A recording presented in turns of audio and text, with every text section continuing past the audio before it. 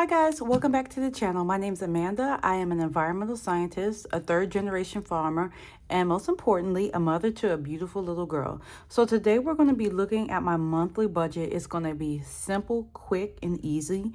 Budgeting does not have to be complicated. All you need to do is maybe look at the previous month. Go through all your transactions, see all the reoccurring payments that you have to make, and just write them down so that you know where money is coming from, what day the money is coming out.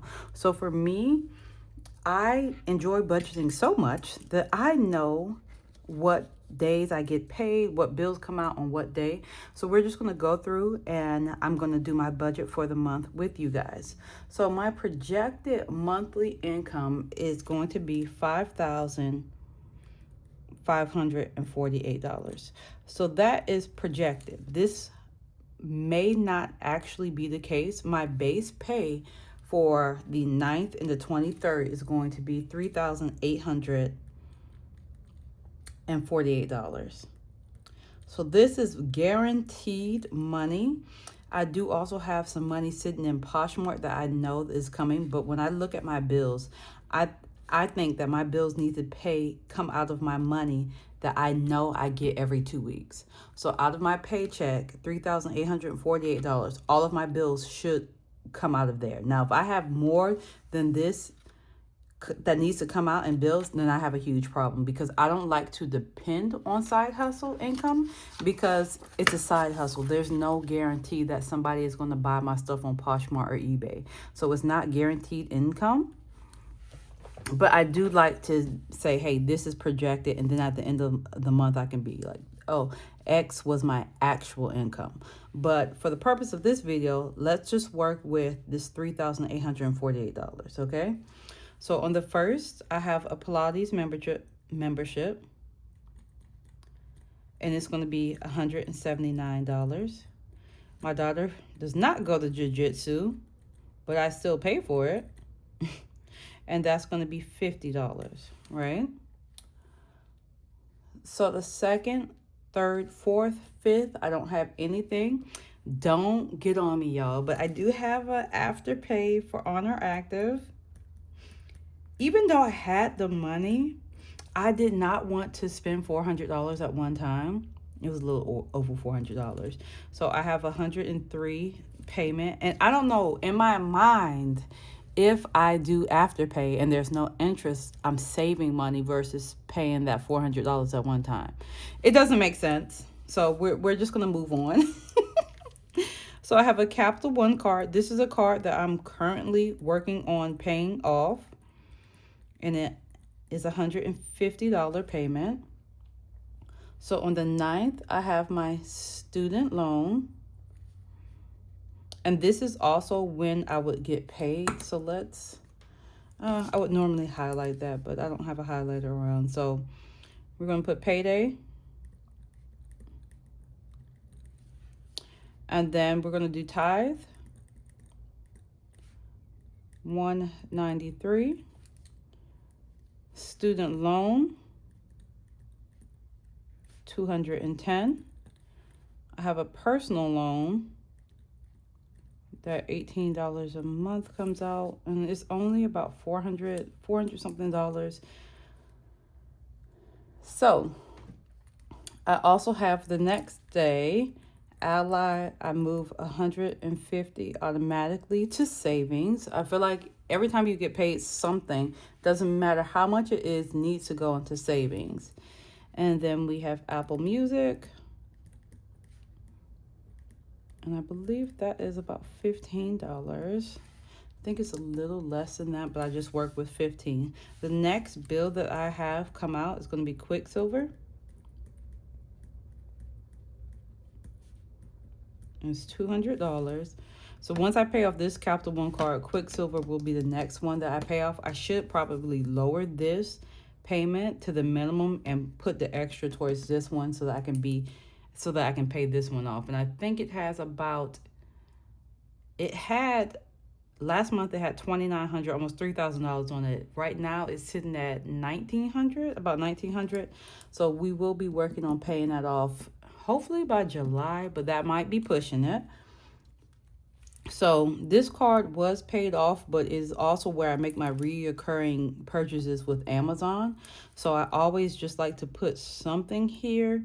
Even if the card is paid off, I know like, hey, don't forget about this card. So my next bill will be PayPal, and that is $140.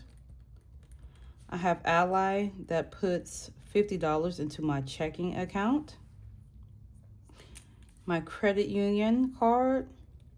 So guys, if you're looking at this and you're thinking, where's the electric, where's rent, where's all of that stuff? So I don't pay any of the household bills. My man takes care of all of the household bills, and I give him a set amount of money a month towards the bills. So I will use the money that I cash stuff. So whatever I have left over in my cash stuffing money, I do use to give him money for the household bills. And I also use that to pay certain things related to my daughter's school, tuition, registration, you know, anything like that. So that's why you might be looking at this like, hey, all I see is a whole bunch of debt payment. You're doing your tithe and putting money into savings. So that is why it looks like this, because I do cash stuff, and that helps me keep better track of my money. But these bills right here are all the things that come out of my account automatically. So say you don't do this. I know some people will use different accounts for different things. So they have an account for fund money. They have an account that all their bills comes out, and then they have their a bank account for savings as well. So it's really, budgeting really is about playing around with it until you figure out what works for you. If I leave money in the bank and it's not in my savings account, I'm 1000% I'm going to spend it.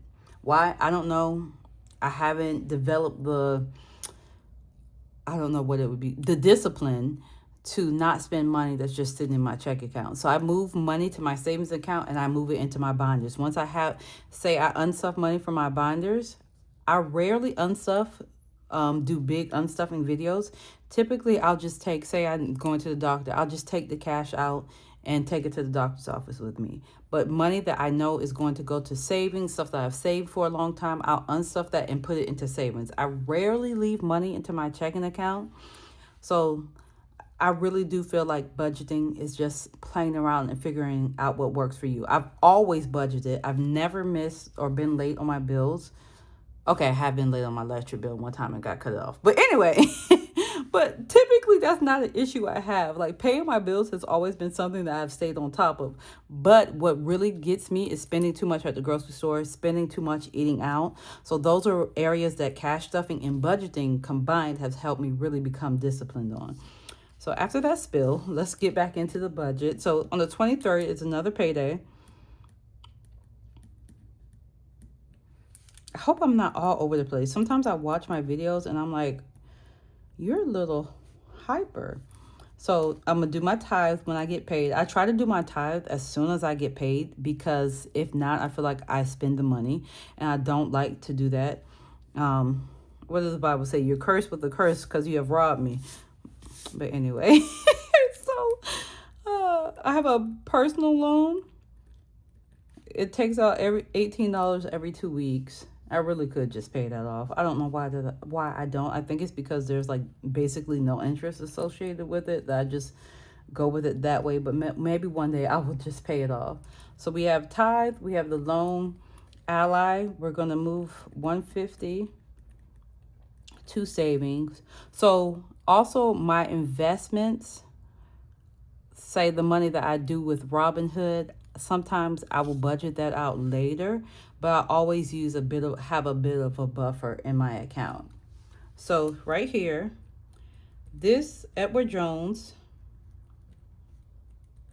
I'm going to put $340 here.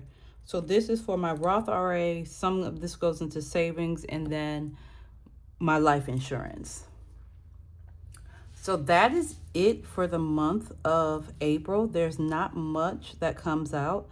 Oh, I didn't do my credit union. This will be $150. So there's not much that comes out. So what I would do at this point, I know from here, from the 1st to the 8th, this is going to go with my March paycheck.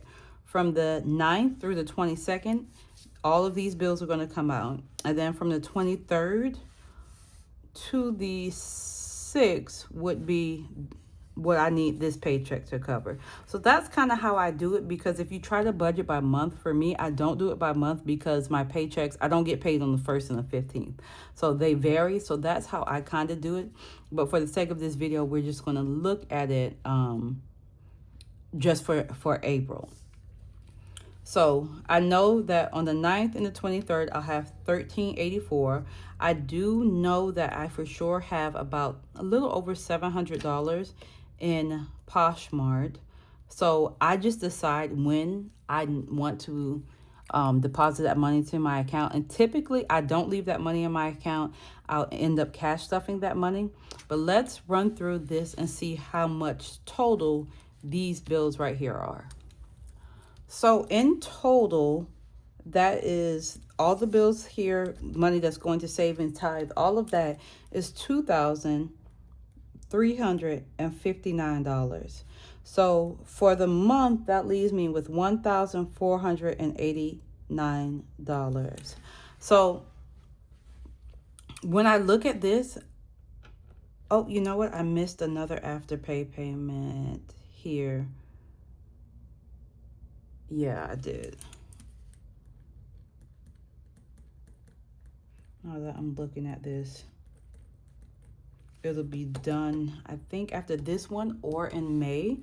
So this would be 103. Let's add 103. So 2,462. If I can do math. 2, yeah, I can.